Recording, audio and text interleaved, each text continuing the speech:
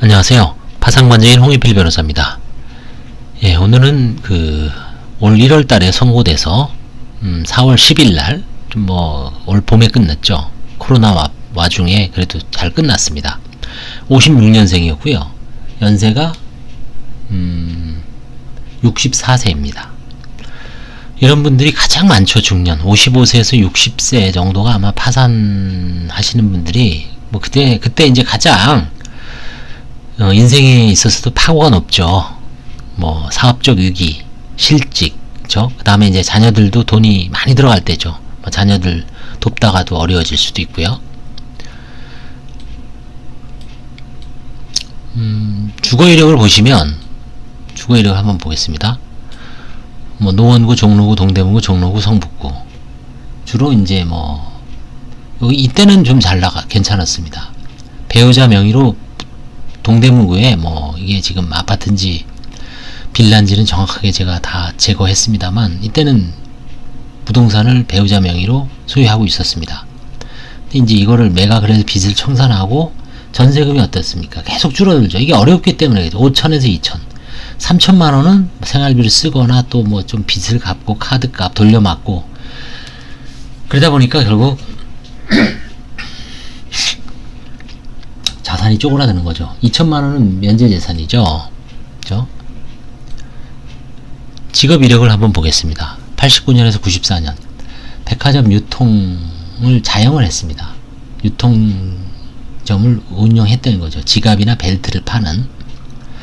2007년에서 2010년엔 부동산 컨설팅, 이것도 이제 자영입니다. 95년에서 2014년 일용직하고 이제 이걸 병행을 했습니다. 근데 지금은 택시 운전을 하고 계십니다. 음료 납품 사업을 하던 중 친구의 부탁으로 당자 수표를 빌려주었으나 수표가 부도가 나고 친구는 잠적하여 채무를 떠안게 됨. 폐업 이후 사고로 다리와 허리가 골절되어 이 당자 수표를 빌려주면 계좌에 당자 수표를 발행하고 그 계좌에 잔고가 없으면 바로 구속이죠.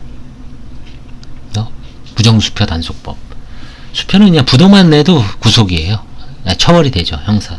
합의하면 이제 나중에 물론 반의사불벌죄로 수표를 회수하면 피해자한테 사정을 하든지 해서 수표를 회수하면은 처벌이 되지 않지만 일단 부도가 나면은 원칙적으로 처벌입니다.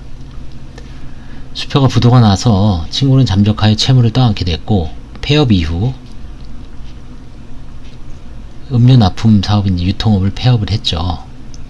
그 다음에 이제 다리와 허리가 골절되어 입원치를 받게 됐고 친구의 제안으로 이제 이때 아마 부동산 컨설팅을 한 거 봐. 2007년 해외 부동산 투자 컨설팅 회사를 대출을 받아 법인을 설립하였고 프로젝트 사업을 진행해. 그러던 중 친구에게 프로젝트가 실패했다는 말을 듣고 이를 믿었으나 거짓말이신 것으로 드러나 2008년부터 10년간 소송을 합니다. 그래서 채권자의 그 소송 비용 확정 신청권이 채무로 돼 있어요. 그걸 보면은 이제 소송을 끈질기게 고등법원까지 가서 몇 년에 걸쳐서 합니다. 소송 변호사 보수 신청한 거만 한 2천 몇만 원이 나와요. 아주 큰 사건은 아니지만 그럭저럭 그래 중간 정도의 사건은 됐죠.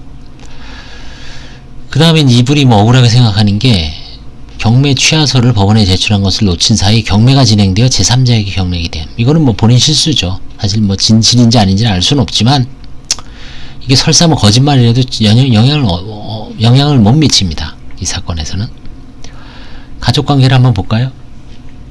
본인 택시기사하고 지금 현재는 휴업 중입니다. 어머니가 계시고요. 노모. 배우자분은 이제 병원 파트타임 직원으로 이제 일하고 있습니다. 아들이 있는데 31살, 무직 아르바이트입니다. 파산 채권이 8천 정도 돼요. 7,697. 파산 채권 한번 보시죠. 주로 금융권 골고루 있어요. 금융권 쭉 있고 그 다음에 이제 개인 채권이 있습니다. 개인 채권.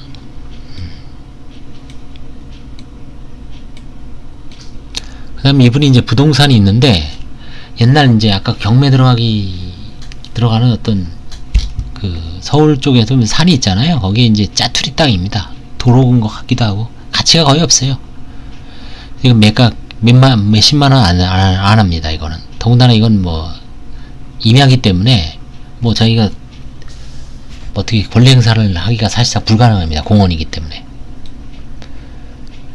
배우자 재산도 있지만, 크게 뭐, 문제가 될 만한 재산은 없어요. 2009년이면 벌써 10년 넘은 그랜저죠. 그 다음에 무쏘 17년. 이런 건 다 폐차 직전이고요. 주택임대차 보증금 2천만원 있습니다. 부모 재산 없고요. 한가 포기 재산 아까 중랑구에 있는 가치 없는 도로요. 최종 의견은 어떤가? 이 사건은 제가 이제 선정한 이유가 이 사유가 채권자가 이제 2명이 이해했거든요. 실제 파산 면책 사건에서 채권자가 이의를 많이 합니다만 사실은 감정적 이의가 많고 정확한 이의는 알지 못하죠. 왜냐하면 정보가 없기 때문에 그래요. 사실은 이의를 하려면 파산 채무자의 그 기록을 법원을 통해서 싹 복사를 해서 뭐 전문가 아니면 본인이 꼼꼼하게 읽어보고 뭔가 문제 있을 만한 거 없는지를 찾아내서 이의를 해야 돼요. 근데 대개 보면 그런 식으로 하는 분들도 있긴 있는데 복사를 해서 이의 사유를 제기하는 분들도 있는데 어떤 분들은 그냥 던지는 겁니다. 막연하게. 이게 제가 이제 뭐 채권자들은 좀 기분 나쁠 수도 있지만 던지는 이의예요. 뭐냐면 뭔가 정확하게 고려를 안 한다는 얘기죠. 채권자 예를 들어서요. 서민금융진흥원 물론 공공기관이라서 10원, 100원, 1000원 아까운 건 압니다만 보세요. 채무자 소유 서울시 산 임야 12제곱미터입니다. 3평이죠. 채무자 지분이 10분의 1입니다. 이걸 한가 배당해야 한다는 취지. 서울 땅이 물론 한 평에 1억짜리도 있지만 이런 데는 사실 몇만원 안 가죠. 이걸 경매하는 비용이 배보다 배꼽이 더 크죠.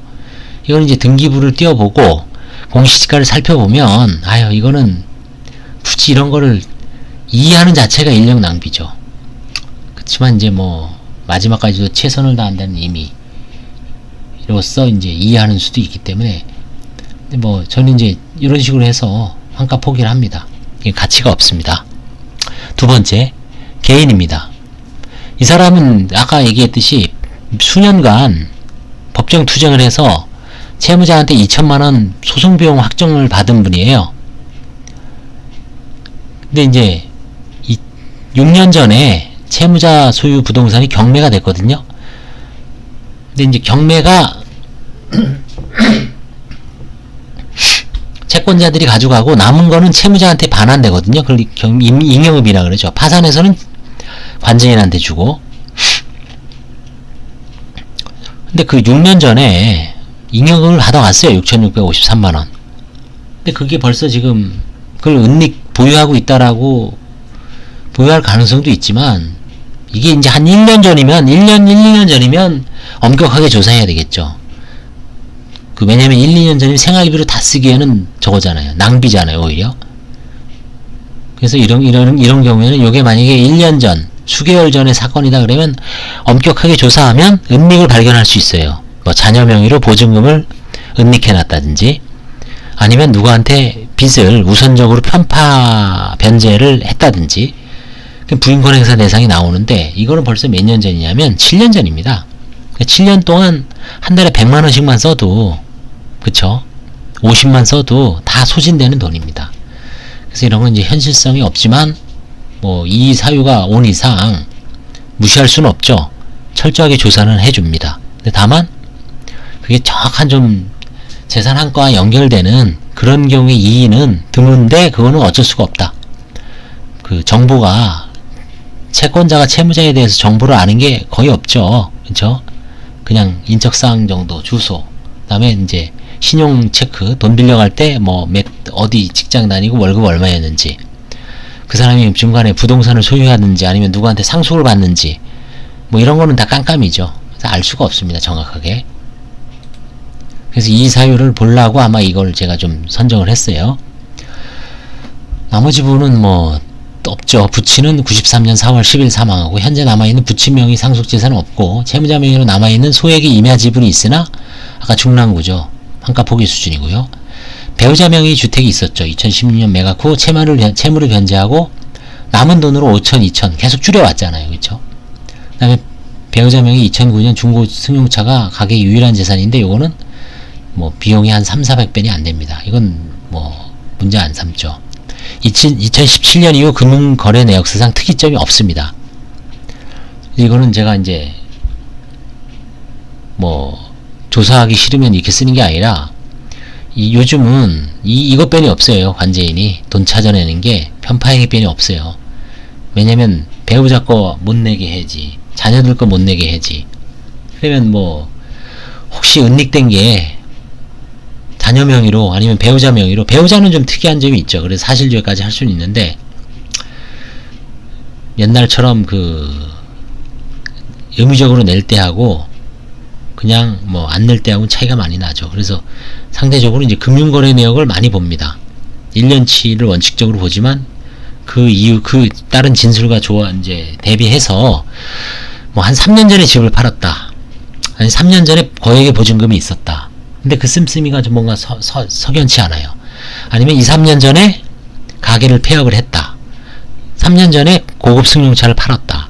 그러면 지금 현재는 1년 낸다 그러지만 그런 어떤 특이의 사항이 있을 때는 3년 내지 5년, 뭐 때로는 10년치를 요구할 수도 있어요. 그리고 이제 열심히 금융거래 내역을 보다 보면 뭔가 과거의 흔적을 지울 수가 없죠. 그러면 걸리는 경우가 왕왕 있습니다. 그래서 이 금융거래 내역이 상대적으로 더 되게 중요해진 것 같아요. 지금 새로운 제도 하에서는.